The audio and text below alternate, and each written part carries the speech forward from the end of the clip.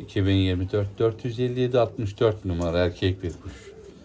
Arkadaşlar sırtı beli mükemmel. Omuzları geniş, elde beton gibi bir kuş. Kanat petleri kalın, orantısı süper. Atın duvarı delsin, öyle sağlam bir kuş. Sağlığı, kaslarıyla, her şeyiyle 100 numara. Arkadaşlar hayırlı olsun.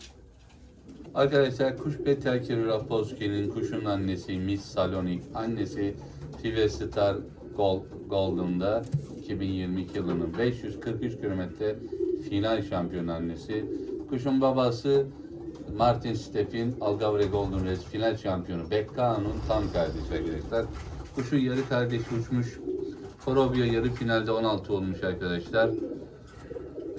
Tvestar'da As 2 final 4 olmuş arkadaşlar. Yarı finalde de 4 olmuş. Her tarafında uçmuş, elde mükemmel bir kuş arkadaşlar. Hayırlı olsun.